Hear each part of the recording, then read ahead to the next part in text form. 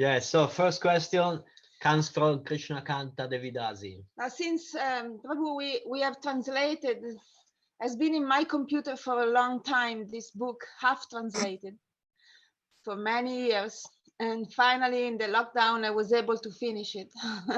Subjective evolution. Subjective evolution of consciousness. That's great. I'm so happy.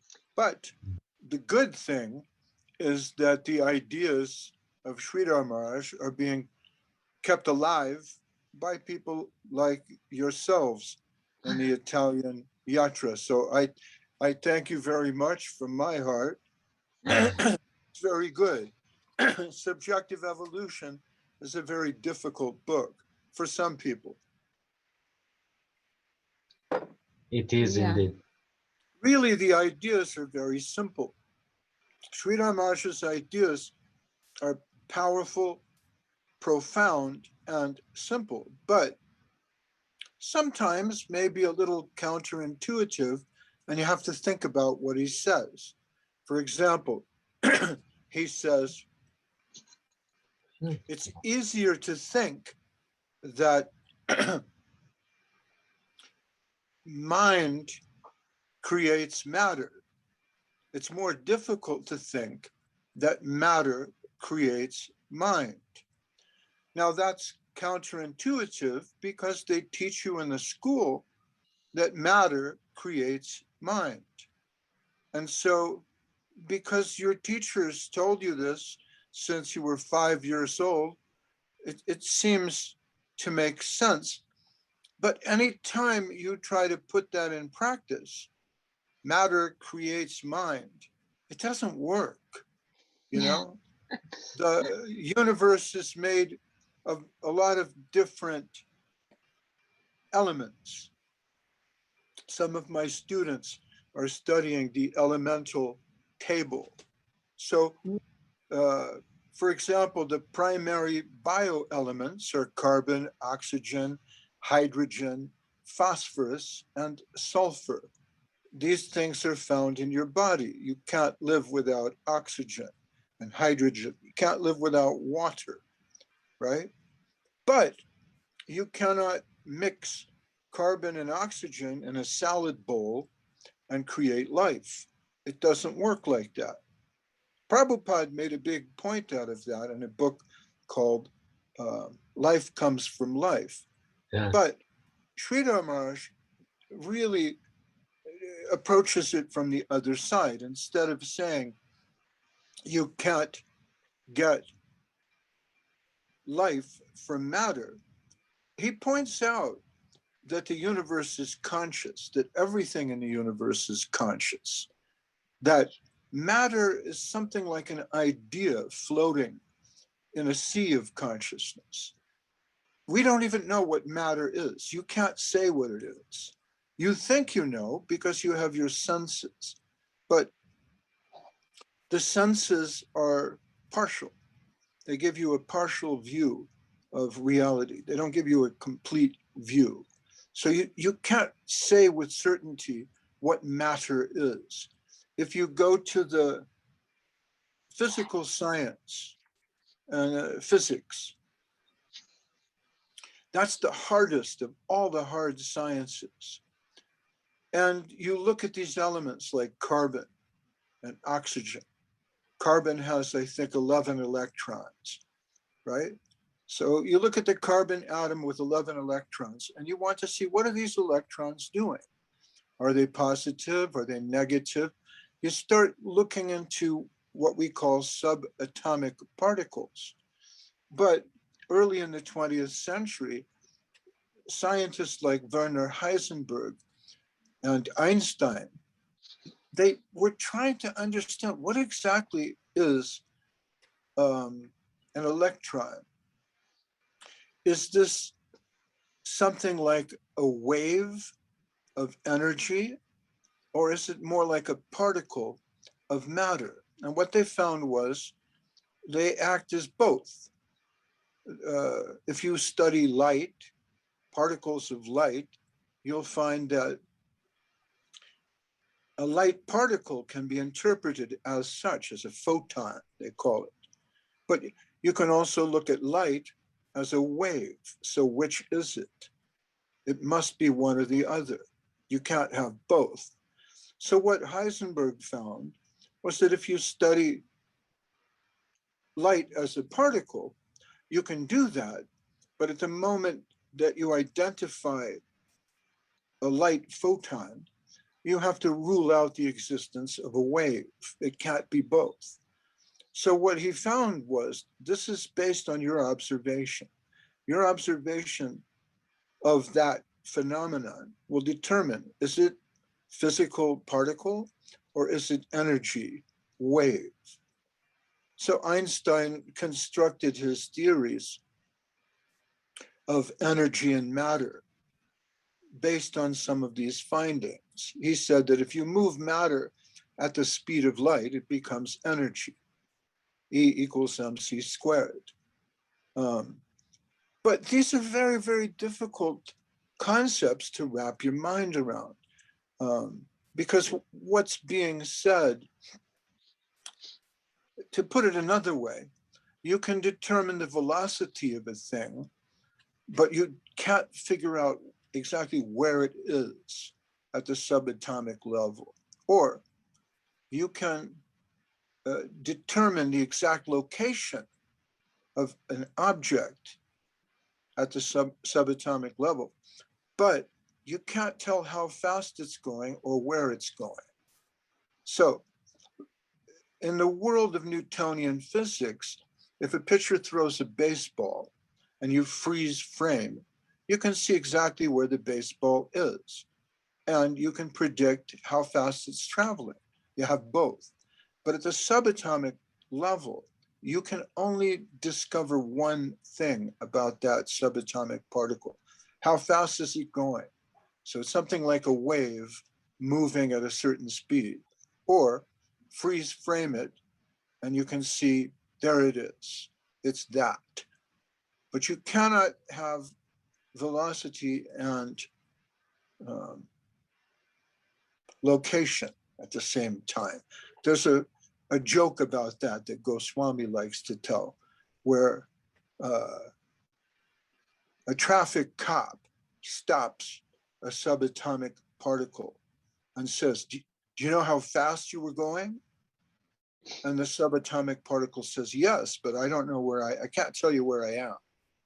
So the strange thing that the scientists find, to boil it down, the strange thing that the scientists find at that level is that when they try to interpret matter using all the mathematics and,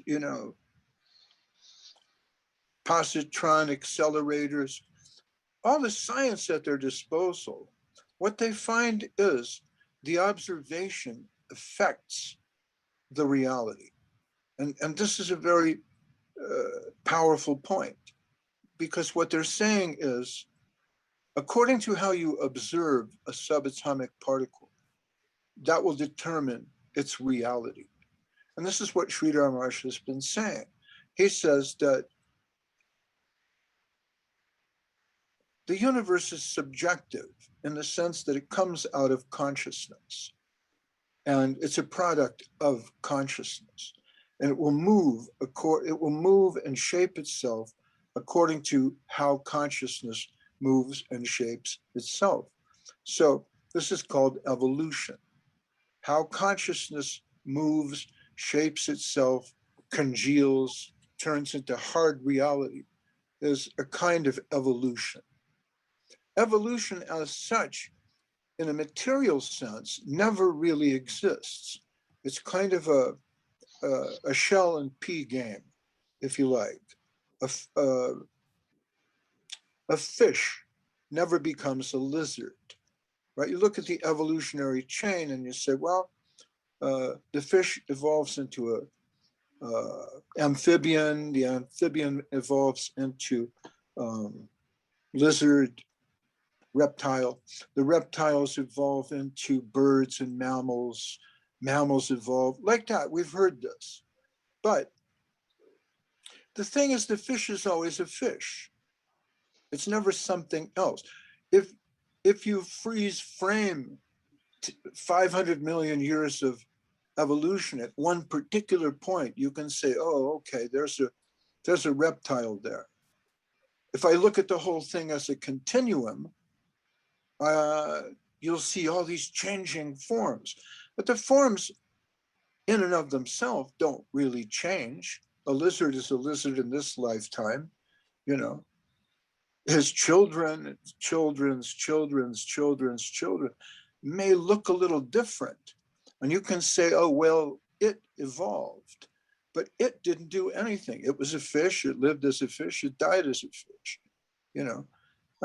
So the kind of, sometimes the sort of language that is used in describing evolutionary phenomenon, it's very fuzzy language.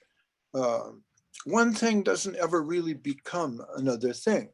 You can say over millions and millions of years, we notice these variations in a species, but it's very fuzzy language. And one of the big problems with trying to classify things according to physical evolution is, you know, it doesn't predict anything and it doesn't explain anything. So, for example, I can say, you know, a butterfly.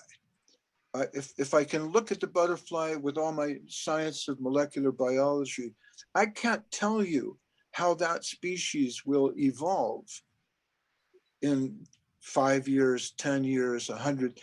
Why? Because evolution depends on geological time. And geological time involves thousands of centuries. So there's no way I can tell you what will happen with something in thousands of centuries. Nobody can predict the future, which is very convenient for evolutionary biology. I can't predict anything with it.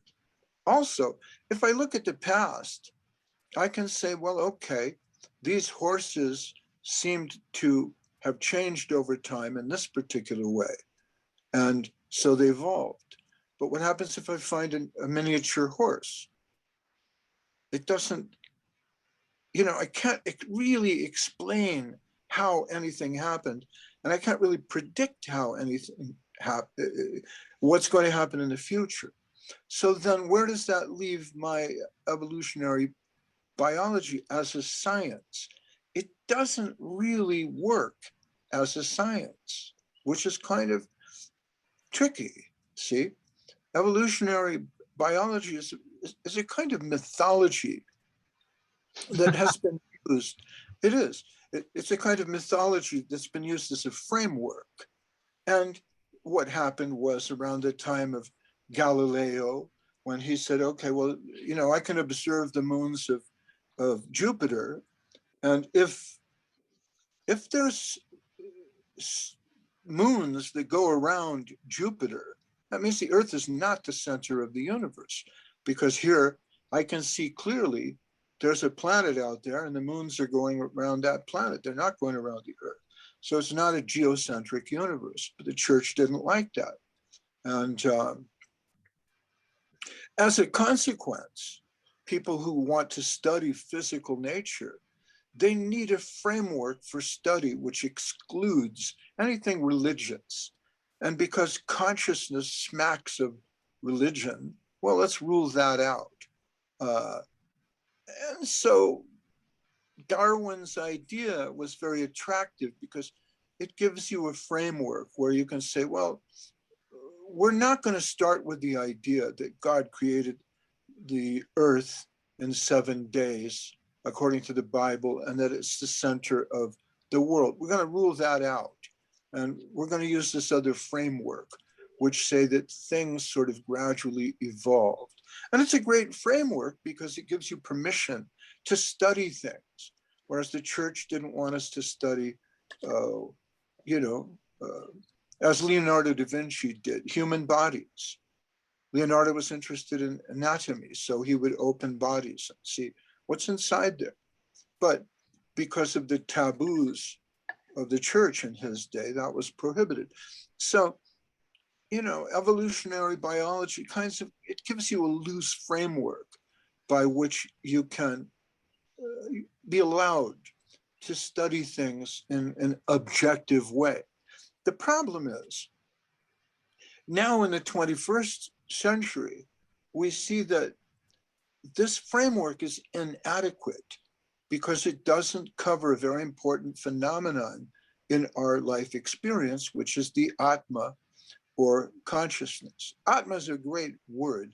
It comes out of Vedanta in India, and it's a better word really than soul or spirit or consciousness or awareness.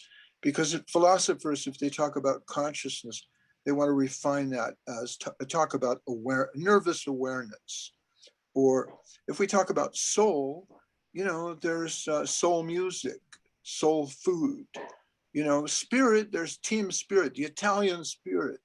But what is that, you know? So Atma is a really good word because it's related to the word atomic. And since we're talking about a kind of reality which, when studied at the subatomic, the subatmic level, suddenly you begin to find, oh, there's the Atma. If you look at matter from the subatomic level, you start going, wow, I don't know what this is. It has some relationship with the conscious observer. You can't separate the conscious observer from a study of carbon, oxygen, hydrogen, nitrogen, any of that. So what does that mean?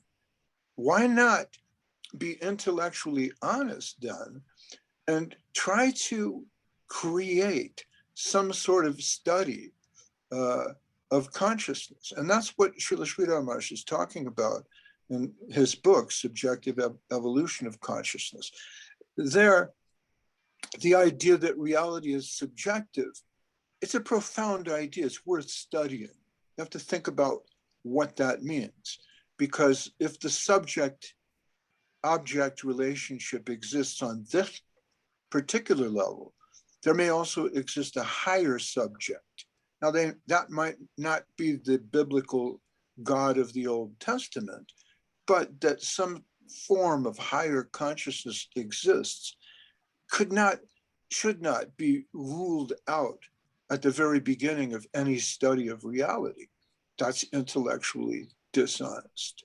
So I'm sorry, I get carried away. No, it's very nice. You want to answer some questions?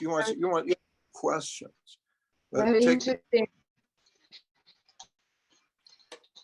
So let's take some quick questions. I'm sorry, I don't mean to. You can edit my talk, you know. No, it's very interesting. We don't want to interrupt your flow. But Thank you. Prabhu, those days there are some people who then think that we can create our own reality. Right. That's a good point. So what can you say about this? What is missing? Do you think that's a what kind of reply we can give to them? Right. That's why I started saying at the end, right? First, I'm introducing the idea. It's a very subtle point, right? It's counterintuitive. But then you begin to think, okay, well, I can create my own reality. Right. If it's true what you're saying, that I determine, you know, what happens with the subatomic particles, that makes me God, doesn't it? Yes, or I can ask the universe anything and the universe will give it to me because I create my own reality by my wishful will thinking or something like that. Right. So that's why I was saying this is kind of a subtle idea, but I think the first point is to try to get beyond materialism and then be able to talk about consciousness as reality. But if you think, like Srila Sridhar Maharaj, she says subjective evolution. So then you have to think about what's the relationship between the subject and the object, or better yet, who is the subject, right? So if our object is matter or material nature. And we can see clearly there's some relationship between consciousness as a subject and material nature as an object. What does that imply? Or how does that work? And it's kind of strange that everything we do has to be circled, has to be centered in how does it work? How can we make it work? Can we make it work faster? Can we make it work more? I want more. I want it to work better. And then how can I make money with that? Now I know it works. I can make it work. I can make it fast and good. I can make money. It's a very contaminated way of considering reality.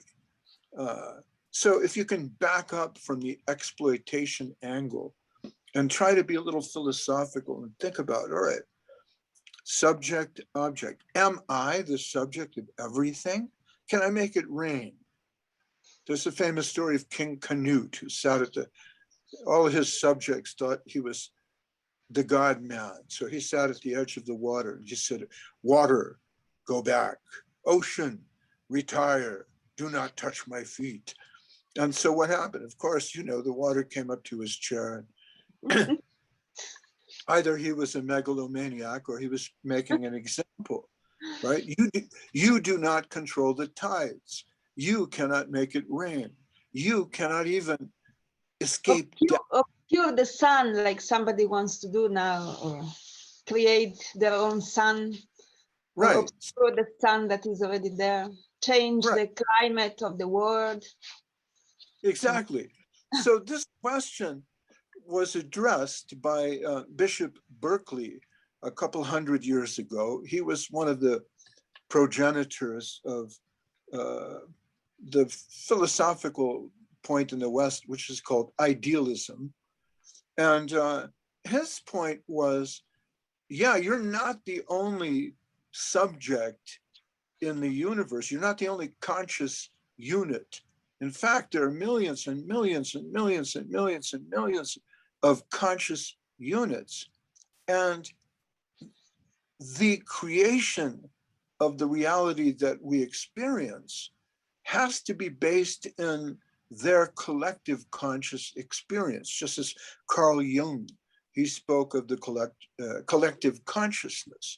So this sort of universe that we're experiencing, it's something like mass hypnosis, or it's something like a hologram that's simultaneously being created by hundreds of millions of jiva, atma souls. And that conscious field, which is responsible for holding reality into place, is also sustained not only from within by the collective consciousness of millions of atmas, but it's also sustained and supported by a superior atma, which is called the Parama Atma, or the paramount, if you like, paramount, param, the highest, right? Which is a division of God. So if God exists, if the soul exists, you know, these are big questions, but it's not difficult to posit that if individual consciousness exists, there may also exist a higher form of consciousness. After all, we see hierarchy everywhere. There's gradation everywhere. That's what Darwin points out in his theory of evolution. There's all these different levels of species, many of them similar, and from microbes to aquatic life, animals, the human form of life. There's all this gradation, right? Why should we believe that that would not be true in the field of consciousness? So if there's human consciousness, and we see there's lower levels of consciousness also, animal consciousness, plant consciousness. Plants are conscious. They move towards the sun. They search water, minerals, you know. If we see gradation within our own experience, talking about consciousness, why not a higher form of consciousness? So according to Vedanta, which has analyzed matter and consciousness in terms of subject and object, also there's lower consciousness in the form of jiva atma and higher consciousness in the form of paramatma. So you don't create the world. That's been created for you as a function of God, the paramatma, and also all the collective spirit souls who are joined in their experience of the world. So this is kind of, it's a fabric of consciousness. We're sort of, you know, in a way, we're sort of trapped in the web and woof of time and space and consciousness, according to our karmic situation. Well, that's the analysis of the Vedas, and you'll find that in that book, Subjective Evolution of Consciousness. So subjective, getting back to your question, who's the subject? Are you the subject? Am I the subject? No, there's a super subject.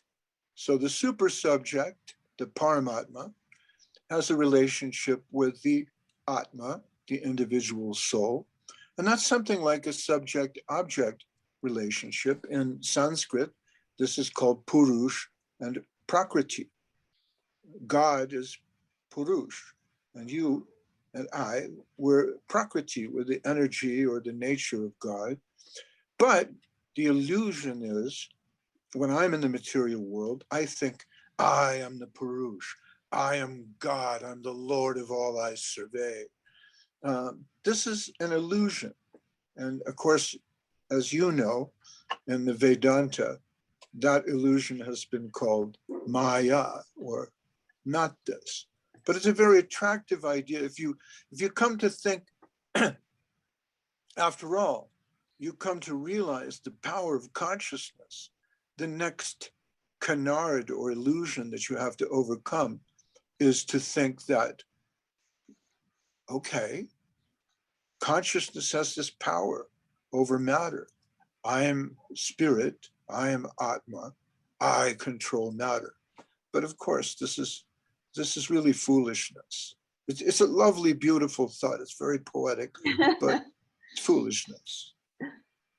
And we invite you to read the new translation of Subjective Evolution of Consciousness, produced by our friends in the Italian Yatra, Krishna Kanta, and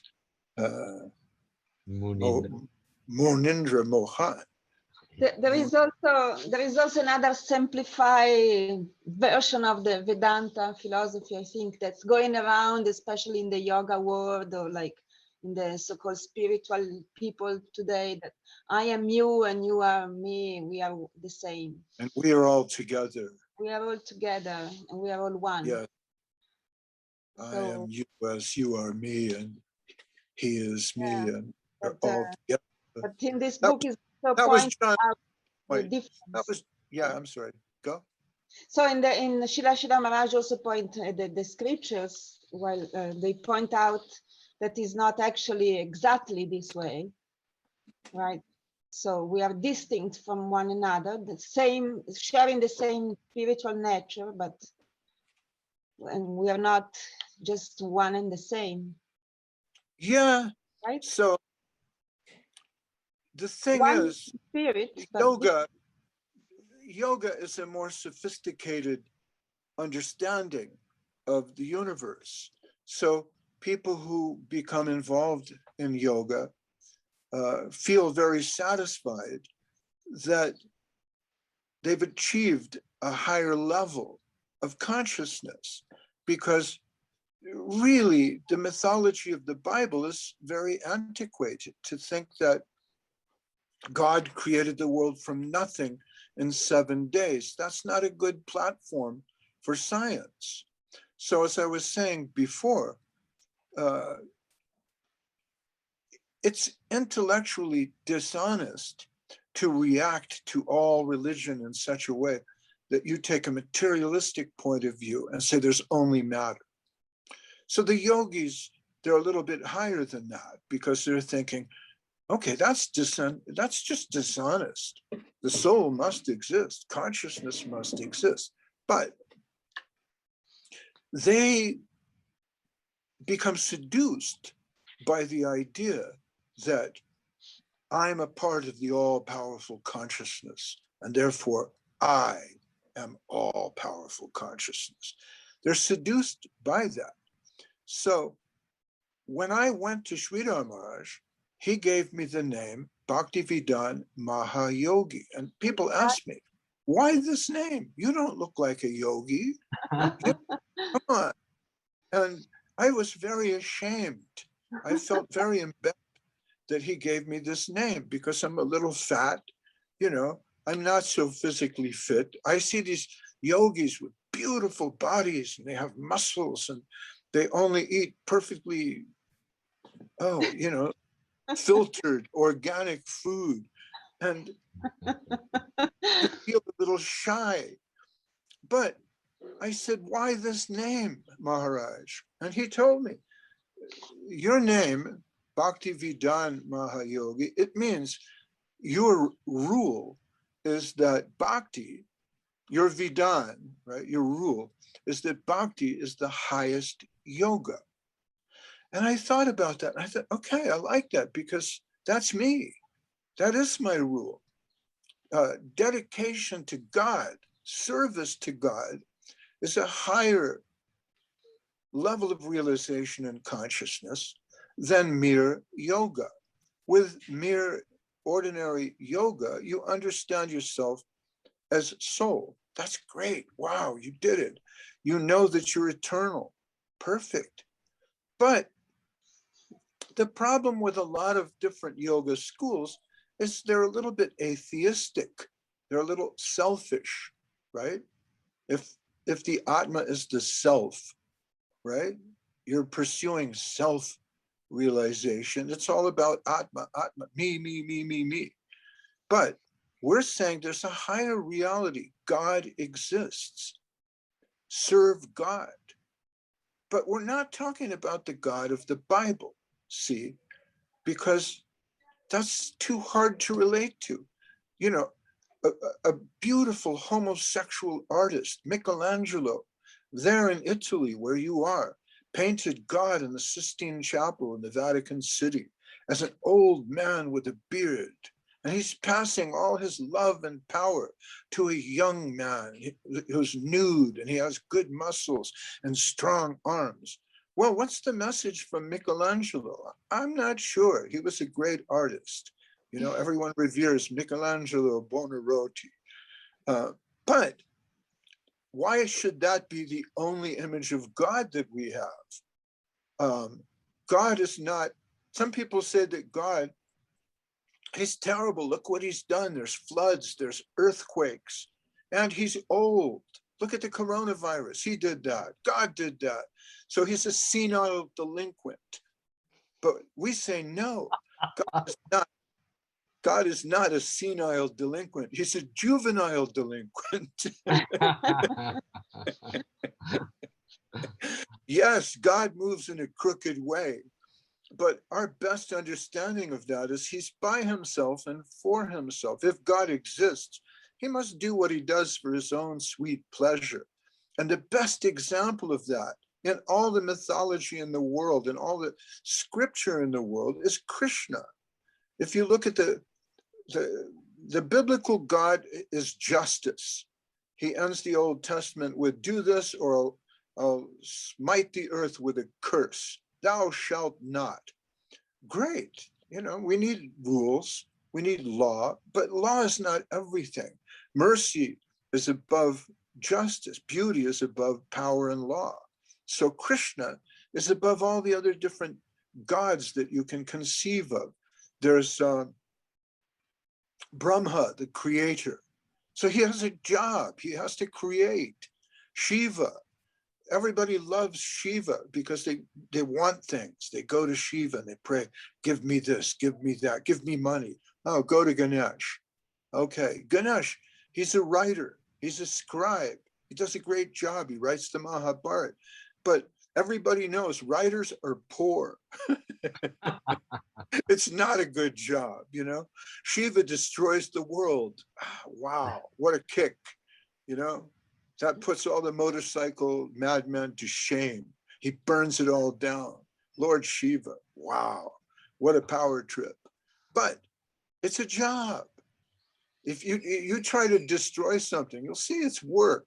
It's easier than creating. You know, Brahma creates, more work, right? But Krishna, people ask me, why is he God? What does he do? He doesn't do anything, right? He sits on the banks of the Jamuna. He plays his flute. He dances with the girls, the gopis. What is that? Right. That our conception of God is reality, the beautiful. This is the highest reality. So serve that. Find out about that. There's an associate of Chaitanya Mahaprabhu. His name is Raghupati Upadhyay. And he said, they asked him, what's the highest truth? And he says, well, you know, there's the Vedas, and the Vedas are really interesting. But the Vedas themselves, they worship Krishna in Vrindavan. And here's something. There's this cowherd king, Nanda Maharaj, in Vrindavan. And the supreme absolute truth is playing in his garden. So what did he do? That's what I want to know.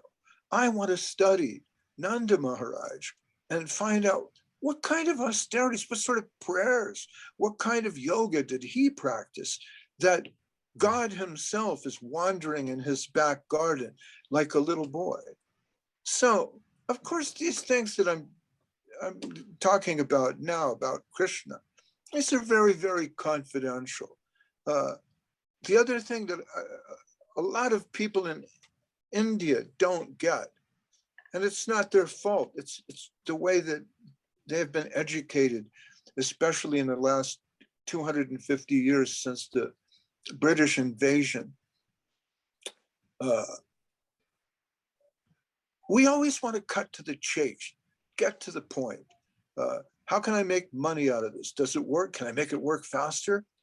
So when we're presented with a subtle idea, like the idea of Krishna in the Bhagavad Purana, we want to go right to the 10th canto and figure it out. Okay, what's he doing here? Well, why is he God? You know, but you're supposed to read Canto 1. Why does Vyas write the Bhagavad in the first place? What happened after the Battle of Kurukshetra? The Mahabharata. What about the avatars? Who are they? There's all these different avatars of God. If God exists and he appears, how does he appear? Why? You know, there's evolution there as well, right? Darwin describes evolution from fish to mammals to humans. The avatars appear from the fish to the reptile, the tortoise, or the amphibian, you know, Kurma, Matsya, Kurma. Then there's Varaka and Hayagriv, you know, the boar, the horse, mammals. Then there's some strange evolutionary avatar, which is half man, half lion, Nasringadev. And then you get a very advanced human avatar in the form of Parashuram. Is he a Brahmin? Is he a Kshatriya? He's savage. He's mad with violence, but at the same time he establishes order. He's a Brahmin. Then the Brahmin king, or the king of justice, you know, Raja, Raghupati, Raghava, Raja, Ram, the Ram avatar, who establishes the perfect kingdom. All these are aspects of Krishna. So before you talk about Krishna, you have to consider all the different manifestations of divinity as Vishnu, as Narayan, in the Vaikuntha planets. as Paramatma, as Mahavishnu, whose dream through subjective evolution of consciousness creates this living world, then you can begin to get an idea of who Krishna is. So Sri Ramash, he said, look, the Vedas tell us, Atato Brahma Jigyasa, find out what spirit is. But I'm saying, Atato Krishna Jigyasa, Krishna Anushilana, search for Sri Krishna. Anyways, I got carried away again, but it's an important aspect of what we're talking. The first part of the problem is there's matter and spirit. Does spirit exist? Well, we don't even believe that anymore. But yeah, spirit exists. So if spirit exists, is there a higher Atma? Yeah, the Paramatma. So what's up with that? No. I just want to stop my yoga here because my yoga helps me to get money and to be sexy. You know, I have really good legs because of yoga. All right, you know, if that's who you are, God bless you. We love you, you know, carry on. So I'm trying to think, how is everything conscious? How can that be? Really? This earth, the sky, the water, that comes out of soul, huh? I don't know. How does that work? But the how is not your problem. You know, as people who live in the 20th century, we're always thinking, okay, how can I make this computer run faster? The audio's not good, right? It's always about the how. But Sri Ramash is giving you the why, which is kind of heavy. Anyway,